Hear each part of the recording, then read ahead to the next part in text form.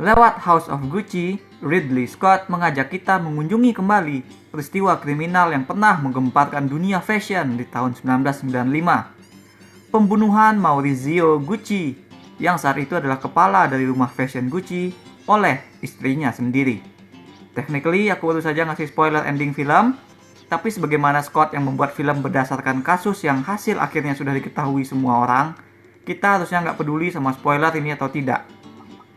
House of Gucci bukanlah cerita yang ditonton untuk mengetahui akhirnya apa. Scott membuat ini untuk kita menyaksikan drama power struggle dalam sebuah pernikahan dan dalam sebuah keluarga besar.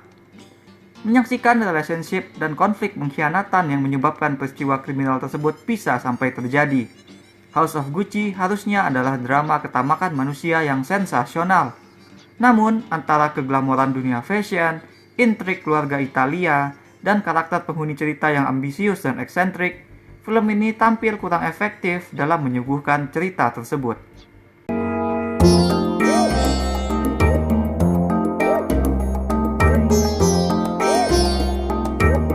Bisnis barang keluarga itu susah. Jangankan bisnis, barang dipinjam sama keluarga aja kita segan untuk memintanya kembali. Nah, makanya film ini menarik. Disetel untuk menjadi cerita sepanjang 2,5 jam, Ridley Scott memang meluangkan waktu untuk mengembangkan drama dan relationship para karakter keluarga di balik bisnis Gucci. Scott memperlihatkan awal semuanya, memperlihatkan bagaimana Maurizio Gucci bertemu pertama kali dengan perempuan yang soon to be his wife, Patrizia. Cinta yang mekar tersebut tidak direstui oleh ayah Maurizio. Ini membuat Maurizio lantas rela meninggalkan semua privilege dan kekayaannya demi Patrizia. Tapi begitu mereka menikah, perempuan dari rakyat jelata yang ia nikahi tersebut sadar betapa besar nama belakang yang kini melekat juga sebagai namanya. By then, Gucci yang dibangun sebagai bisnis keluarga sudah jadi brand fashion ternama. Patrizia lantas menyemangati Maurizio untuk ikut berkecimpung kembali ke dalam bisnis tersebut. Cerita kemudian mulai jadi seram, karena begitu karakter-karakter tersebut mencicipi hasil usaha, mereka tuh pengen nambah lagi dan lagi. Maurizio dan Patrizia bahkan pengen mengangkangi bisnis tersebut seorang diri saja, mendepak keluarga lain, baik yang nggak membantu ataupun yang telah membantu mereka. Dan ya, ini semua tidak berakhir baik bagi mereka berdua beserta seluruh keluarga. Yang paling kita nikmati pada film ini adalah alurnya. Konflik yang bertumbuh semakin pelik, karena perlahan kita mulai melihat sisi kelam karakter, dan mereka memilih untuk terjun ke dalam sisi gelap tersebut. House of Gucci seperti terbagi dalam episode cerita yang jelas, berawal dari romansa, ke perjuangan memajukan bisnis, kemudian berkembang lagi menjadi intrik dan konsekuensi yang lebih kelam. Taring penyutradaraan Scott kelihatan di sini.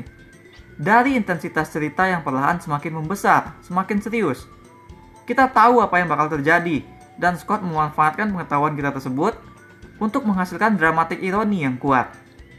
Film ini dimulai dengan kisah romans, supaya kita bisa tumbuh peduli sama karakter Maurizio dan Patrizia.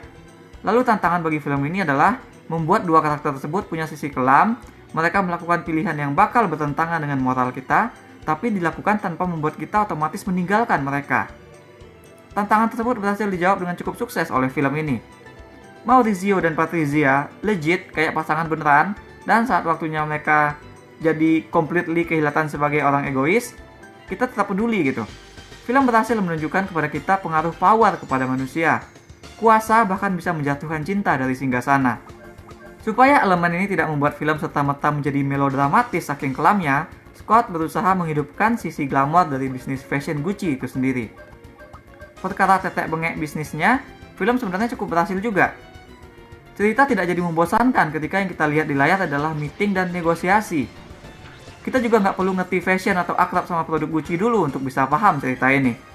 Film menyediakan latar belakang yang cukup lewat hubungan keluarga Maurizio, lewat semua karakter-karakter unik yang dipunya. Tapi memang Scott melakukan sedikit penyederhanaan di sini.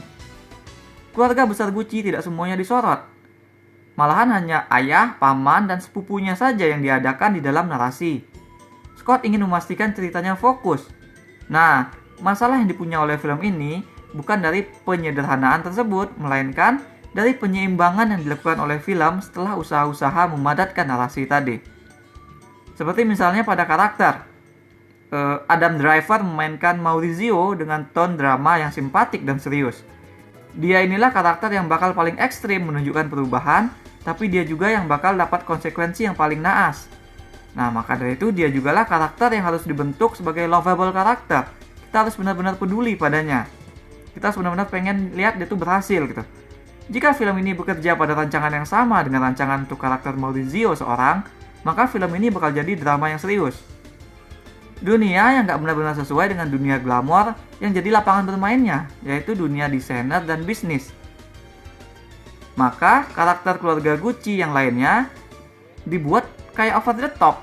Ayah Maurizio yang diperankan oleh Jeremy Irons merupakan mantan aktor film yang kini tegas dan idealis. Pamannya si Aldo yang diperankan dengan look so easy oleh Al Pacino, karakternya lebih nyantai. Sepupu Maurizio si Paolo udah kayak karakter komedi, dibawakan oleh Jared Leto dengan aksen dan sikap yang benar-benar tak biasa. Dan ini gila banget, Jared Leto di sini benar-benar tidak dikenali. Nah, mereka semua itu udah kayak karikatur jika dibandingkan dengan karakter Maurizio. Sehingga karakter Maurizio butuh jembatan untuk ke mereka. Butuh penghubung tone dramatis dengan tone yang lebih nyentrik. Nah, karakter Patrizia lah jembatan tersebut.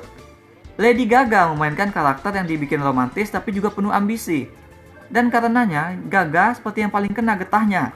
Jangan salah, Gaga memainkan Patrizia dengan cemerlang. Tapi, cemerlang dalam konteks dan fungsi sebagai jembatan di sini berarti Gaga memainkan karakter yang paling gak konsisten pada tone, pada pembawaan. Dia ada di antara over the top dengan drama yang serius.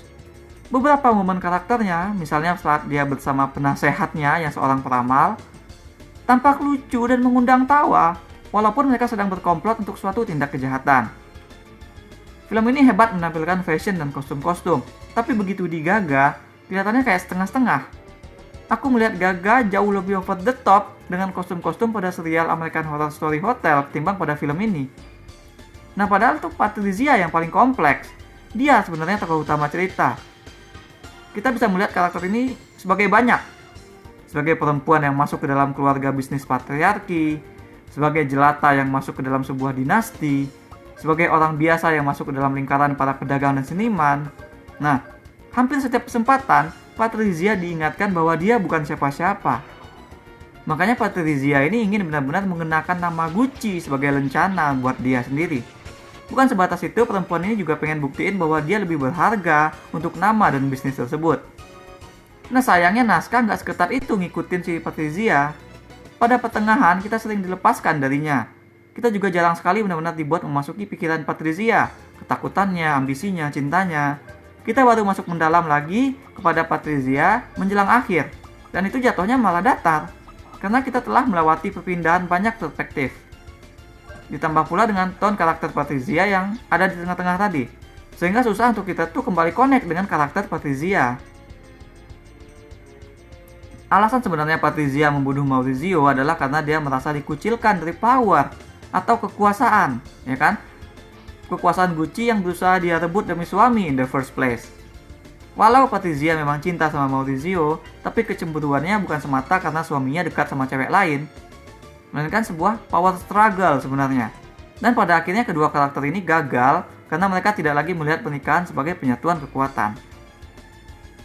Bagian paling penting yang tidak diperlihatkan detail oleh film adalah momen-momen penangkapan Patrizia.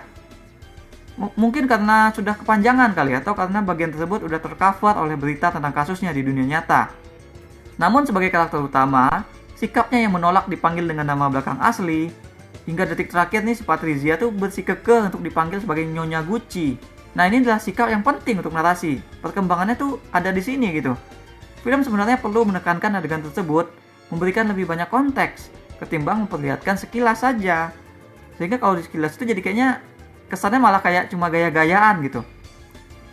Nah, ending film ini mestinya bisa powerful sekali, tapi efek yang dihasilkan tidak maksimal karena naskah tidak seketat itu pada Patrizia. Ujungnya ya keputusan menjadikan karakter utama sebagai jembatan jadi terlihat seperti keputusan yang aneh, tidak efektif untuk penceritaan.